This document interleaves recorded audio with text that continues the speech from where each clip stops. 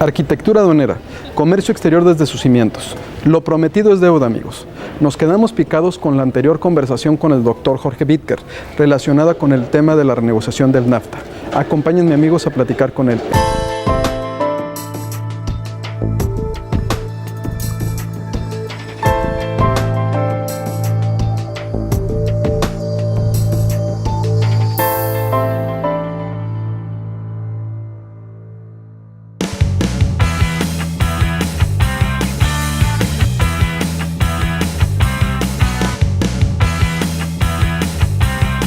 Para conocer más sobre el mundo del autotransporte, carga, pasaje, productores, proveedores, la industria general, no te pierdas En el Camino, un programa de T21 TV.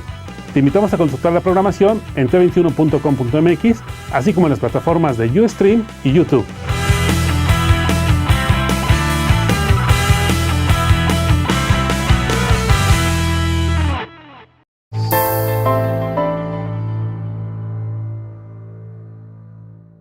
Regresamos, amigos. Arquitectura aduanera, comercio exterior desde sus cimientos. Doctor, en cuanto a temas en materia ambiental y laboral, ¿qué posiciones ha visto o qué análisis tiene? Bueno, aquí en la parte ambiental también hay una contradicción. Mientras el presidente Donald Trump rechaza tajantemente el acuerdo de París, que como todo el mundo sabe, intenta limitar un tanto la depredación del ambiente a través de la energía, de los energéticos y de otros procesos industriales contaminantes. Recordamos que nuestros vecinos junto con China concentran prácticamente el 25% de la pollution o de la contaminación mundial. Entonces, por una parte, se oponen en el Acuerdo de París, ¿no es cierto? Pero por la otra incorporan al texto, ya de fondo, el capítulo del ambiente. Bueno, ¿qué va a privar ahí? ¿Se hizo por seguir la línea del TPP? ¿Se hace para no quedar mal con la opinión pública mundial? En fin, no hay claridad al respecto. Pero sí que ese tema hoy día es un tema crucial en el comercio internacional, porque tiene que ver mucho con el tratamiento que en América Latina y en nuestro país damos a las inversiones, y yo dijera muy marcada a la explotación de recursos naturales. Y entiende, nuestra reforma energética, que fue todo un avance en muchos campos, ¿no es cierto? Sin embargo, es muy, muy limitada su preocupación por el medio ambiente en el sector energético propiamente tal. ¿Y qué decir en el campo minero? Estudios que hemos hecho en Derecho Económico, acá en nuestra facultad, señalan que prácticamente alrededor del 30% del territorio nacional mexicano, creo que son 19 entidades federativas, que tienen recursos mineros, ¿sí? Y en ello el 80% está controlado por empresas mineras canadienses. Entonces, desde el punto de vista del interés de nuestro país, ¿sí? Es interesante observar cómo se pretende un poco regular o disciplinar. Yo hablo de un caso concreto que conozco, la actividad minera. Y entonces, si en el Telecán esto se disciplina, obviamente que vamos a poder, ¿no es cierto?, decirle a nuestros socios canadienses que le vayan bajando un poquito a la contaminación, porque sí hay lugares en donde realmente el daño ambiental, no solo en México, sino en toda América Latina, que se ha cometido con la explotación minera, sí es muy significativo. Ahora bien, el otro tema que ellos incorporan, el presidente Trump, desde la campaña electoral, estuvo manejando la tesis del dumping social de los mexicanos. Es decir, él rechaza nuestra competitividad en muchos campos, porque sostienen, dicen, el salario mexicano es 10, 15 veces en el sector automotriz inferior al de la automotriz americana, ¿sí? Y se ponen ejemplo. Mientras allá la hora se calcula entre 30 y 40 dólares la hora en el sector automotriz, nosotros estamos entre 2 y 5 dólares la hora. Es decir, hay un tremendo, ¿no es cierto?, desbalance en la materia salarial. Entonces ellos están planteando que por lo menos nosotros nos acerquemos a los convenios de la Organización Mundial del Trabajo, a la OIT, ¿sí? Con lo cual dicen que paliaríamos en parte el supuesto dumping social que ellos le atribuyen a nuestro país. Ahora, es un tema obviamente muy sensible, sobre todo para nuestros empresarios, pero no deja de ser una preocupación que debe estar presente, porque yo creo que el Tratado de Libre Comercio, todos los tratados que ustedes imaginan, tenemos 12 tratados suscritos con más de 40 países, ¿no es cierto?, no son un fin en sí mismo, sino son instrumentos que ayuden a nuestro desarrollo, a nuestro crecimiento, ¿sí? Y pienso, por otra parte, que la justicia social no puede estar tan separada del libre comercio. Lo interesante es cómo matizamos lo que es legítimo en el mundo actual de la globalidad, el estímulo, desarrollo, fomento al libre comercio de bienes y servicios, con dos elementos que yo hallo que vendrían a ser como limitantes o consideraciones previas. Una, el medio ambiente y el cambio climático, que tiene que estar presente en las decisiones éticos empresariales, ¿no es cierto? Y dos, cómo y cuánto colaboran mis trabajadores en el desarrollo de mi empresa. Dos elementos que yo dijera que entran al texto principal del tratado. Yo hallo que es un paso adelante que vino, como ustedes comprenderán, a superar esto de los famosos acuerdos paralelos que tuvimos en el año 93 y que se quedaron realmente como testigos allí silenciosos, sin grandes aportes, tanto en el medio ambiente como en la parte laboral. Pero es parte de los objetivos que plantea Estados Unidos, que esos acuerdos paralelos se suban al cuerpo del claro, tratado, ¿no? Que entren ya dentro de lo que es el... Claro, y eso resuelve en parte completo esto con el mecanismo de solución de controversias. Porque cuando las controversias entran al texto principal, ya está detrás de las resoluciones que hagamos a nivel de Telecán, está en segunda instancia, obviamente, la Organización Mundial de Comercio, cuyo órgano de resolución de conflictos, de controversias, de problemas comerciales de este tipo, ¿sí?, es lo que mejor ha operado en la Organización Mundial de Comercio, ¿sí?, con su órgano de apelación, y en donde no nos ha ido mal, pero recordemos nomás que en materia de transporte terrestre tenemos, ¿no es cierto?, alguna experiencia en ese campo. Me gustaría mucho regresar y que nos platicara la experiencia y ver qué récord, si realmente el récord que tenemos en la solución de este tipo de conflictos ha sido positivo o se ha quedado nada más en el documento. ¿Me permite mandar a corte? Regresamos en un momento. Arquitectura aduanera, comercio exterior desde sus cimientos.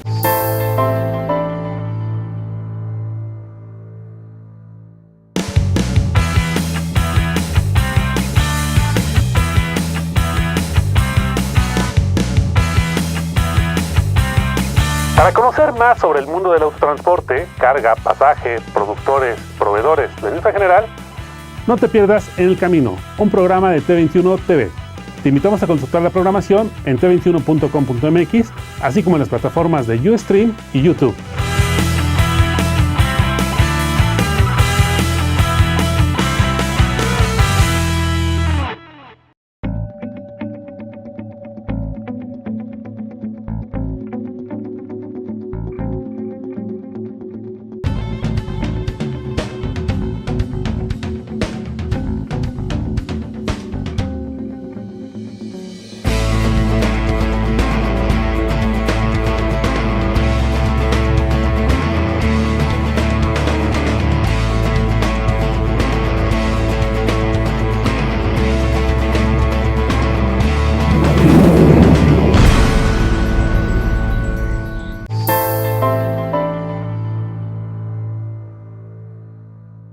Regresamos, amigos. Arquitectura aduanera, comercio exterior desde sus cimientos. Pues el tiempo es limitado y entramos a las conclusiones, doctor. Hemos estado refiriendo constantemente la situación del TPP.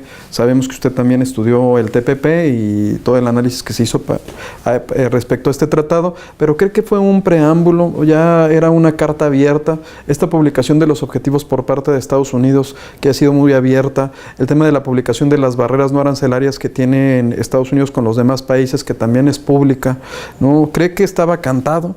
¿Que era algo que venía a verse, que ya el gobierno mexicano debía estar preparado? Y por otro lado, la posición por parte del gobierno en cuanto a que tuviera que salir con algún pronunciamiento o con algún documento oficial respecto a la consulta que se está haciendo tanto pública como a las cúpulas empresariales. ¿Qué opinión tendría usted respecto a eso? Bueno, yo diría lo siguiente, que en las negociaciones siempre debe plantearse metas que vayan más allá de lo inmediato.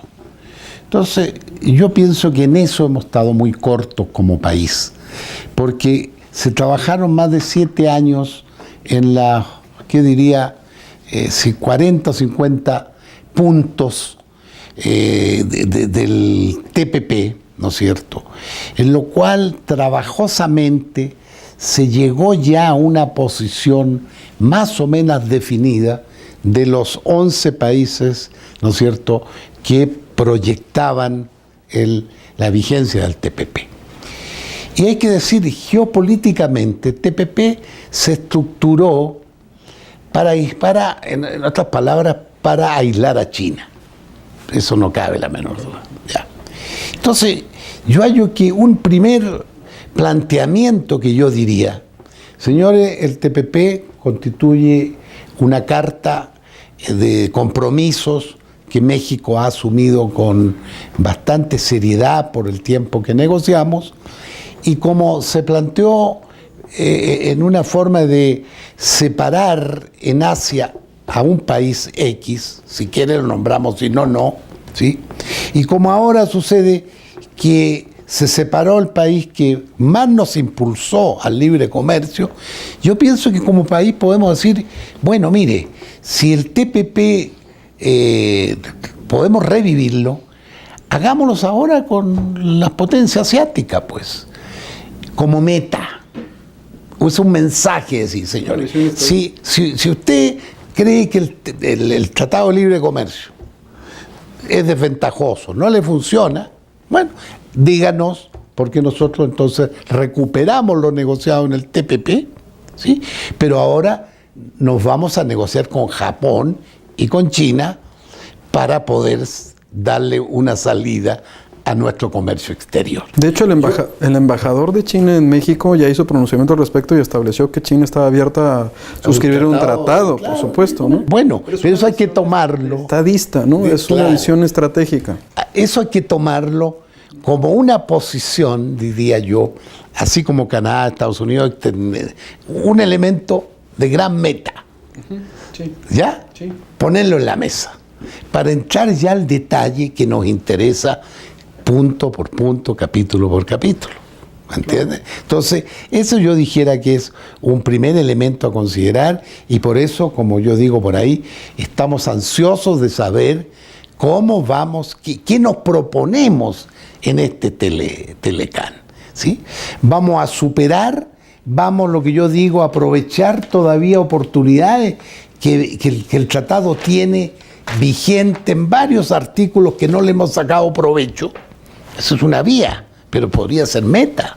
Es decir, hay partes que nos están planteando que ya están en los artículos de nuestro actual Telecán. Empecemos a moverlo, pues, como meta mexicana.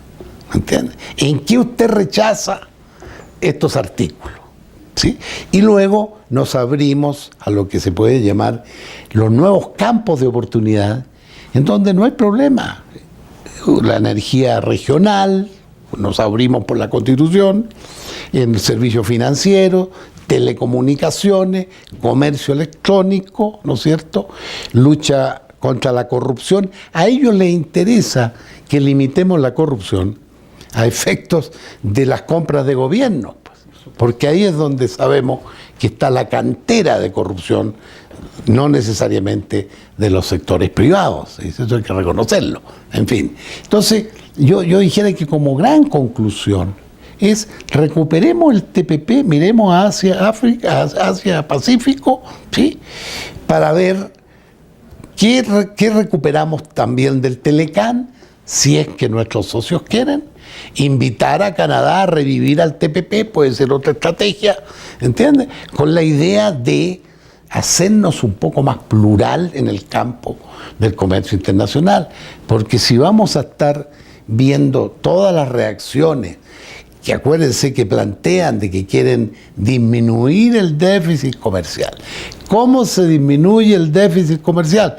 Que no es objeto de un tratado de libre comercio. Claro. ¿Sí? Se disminuye poniendo restricciones a las importaciones allá y impidiendo que exporten para México ellos. Es totalmente absurdo. Entonces, oiga, doctor, y por ejemplo, cerrábamos y platicábamos en el corte. ¿Considera usted que debiéramos ya de tener un posicionamiento público en cuanto a los objetivos? Por un lado, ¿no? Estratégicamente revivir el TPP, buscar otro tipo de aliados, hacerlo más plural, ¿no? Que de una u otra manera generaría una cierta presión a Estados Unidos y Canadá en el tema del Telecán. Sacarle provecho porque nos están poniendo cosas como si fueran nuevas cuando están ahí, lo que pasa es que no las hemos usado, ¿no? Y finalmente, bueno, nosotros iniciamos la consulta pública previamente a Estados Unidos. Los análisis en cuanto al TPP y las barreras que México ha impuesto y las que nos impone Estados Unidos también las conocemos.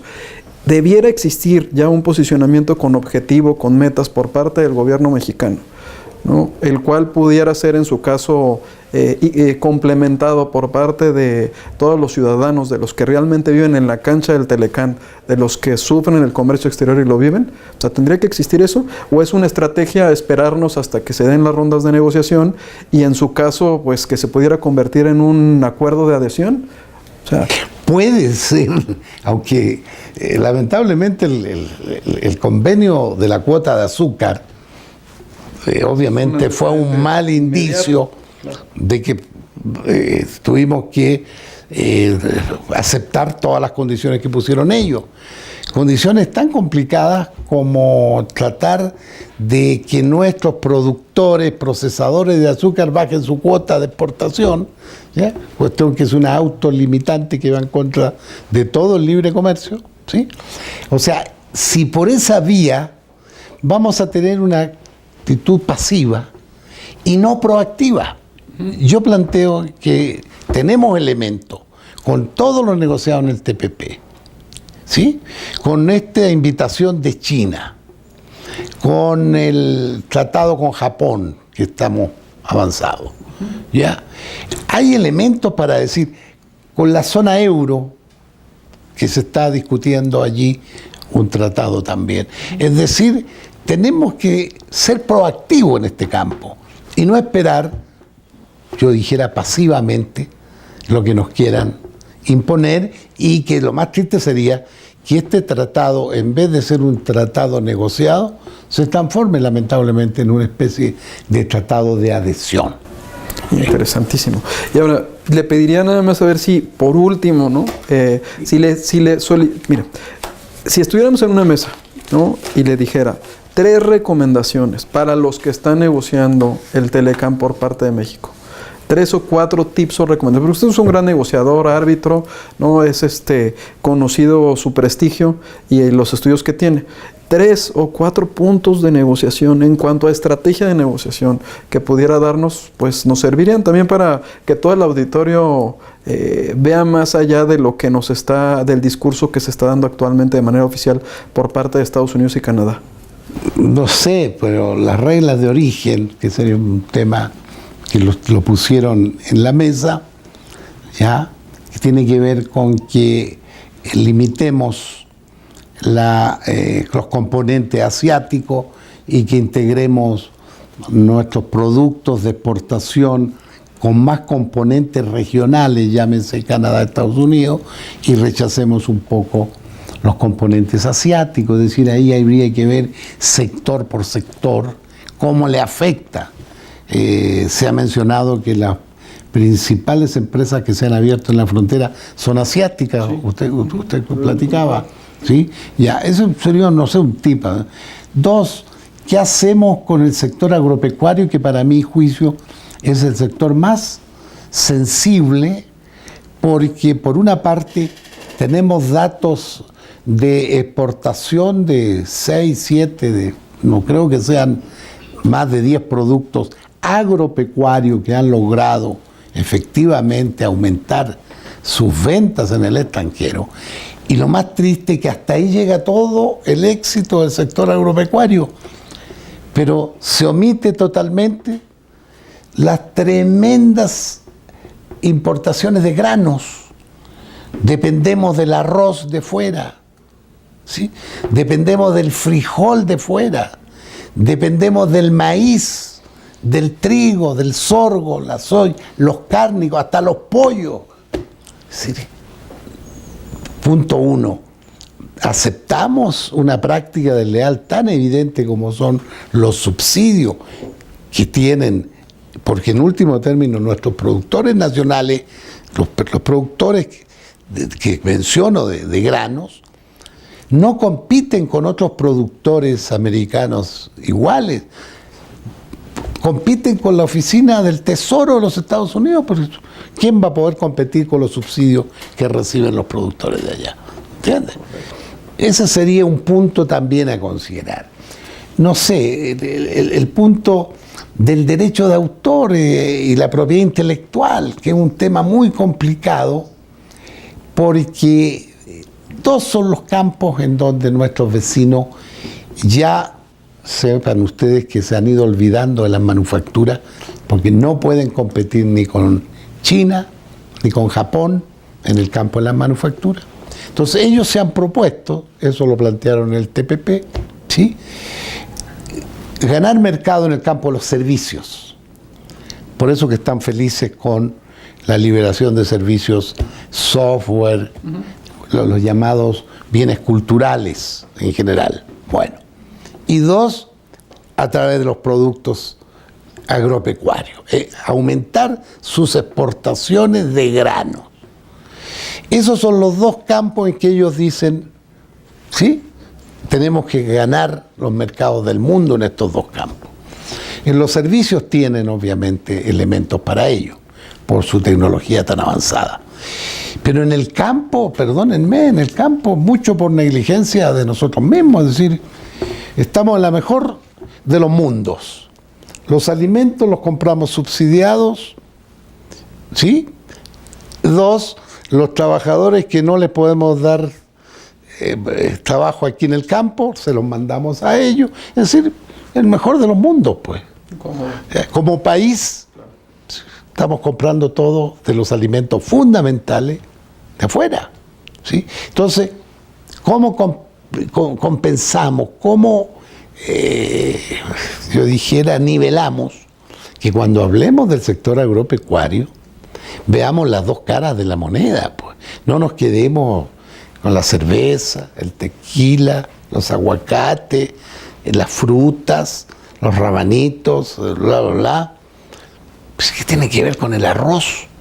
Cuando comenzó el Telecán, producíamos en Tabasco el 85% del arroz que consumía. Importábamos un 10, un 12%. Hoy día al revés. Importamos el 85% y producimos el 10%. Y el arroz es un alimento clave de la dieta de los mexicanos. Los frijoles, ya Fresnillo los debe llevar al Museo de Antropología seguramente. Es una... Pues bueno, pues muy interesante, doctor. De verdad le agradecemos habernos abierto este espacio aquí en sus oficinas. Invitamos a la comunidad a que se sume al estudio de lo que está sucediendo. Pues en México se vive el comercio exterior. Los invitamos a revisarlo. Hasta luego.